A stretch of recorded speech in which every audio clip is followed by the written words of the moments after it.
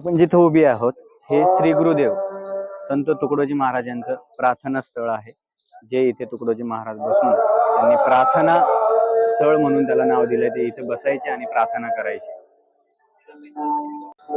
माझ्या मागे तुम्ही आता बघताय इथे अध्ययन मंदिर आहे, म्हणजे तुकडोजी महाराजांच्या विचारांचं ज्याला अभ्यास करायचा आहे, अध्ययन करायचंय, त्यांनी या मंदिरात बसावं आणि त्यांच्या विचारांचं अध्ययन करावं. ते असं ठिकाण म्हणजे अध्ययन मंदिर. जसं डॉक्टर बाबासाहेब आंबेडकरांनी आपल्याला संविधानामध्ये आपल्या धर्माचा प्रचार आणि प्रसार करण्याचा अधिकार दिलाय, तसंच हे आहे प्रसार मंदिर, म्हणजे आपल्याला राष्ट्रसंत तुकडोजी महाराजांच्या विचारांचा प्रसार करण्यासाठी हे हक्काचं मंदिर दिलेलं आहे. तुम्ही इथे त्यांच्या विचारांचा प्रचार प्रसार करू शकता आणि समोर अध्ययन आहे, तिथून अध्ययन करून तुम्हाला प्रसार प्रचार करायचा आहे आणि शेवटी ज्ञान मंदिर म्हणजेच प्रार्थना स्थळी जाऊन तुम्हाला प्रार्थना करायचंय की मी जो घेतलेला अध्ययन आहे त्याचा मी प्रचार करणार आहे आणि तो धर्मापर्यंत समाजाने समाजाच्या हितासाठी कसं एकत्रित यावं यासाठी हे प्रसार मंदिर आहे. धन्यवाद. हा ज्ञान मंदिर आणि सगळं एकंदरीत प्रसिद्ध तुम्ही हा जो परिसर बघताय अगदी विचाराने भारावून गेलेला आहे.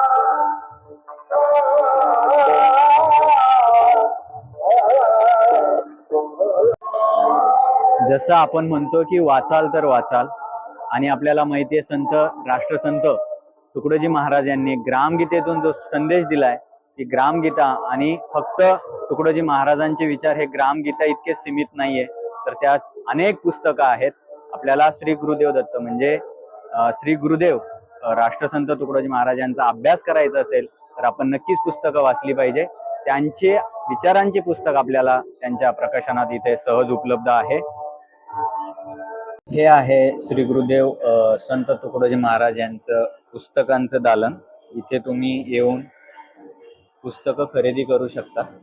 आता सध्या जयंती निमित्त आणि पुण्यतिथी निमित्त इथे वेगवेगळे सेल असतात, तर आता पुण्यतिथी निमित्त सवलत आहे, म्हणजे 61 पुस्तकांचा संच जो 2025 रुपयांचा आहे तो तुम्हाला पुण्यतिथीच्या या महोत्सवामध्ये 1400 रुपयामध्ये मिळणार आहे.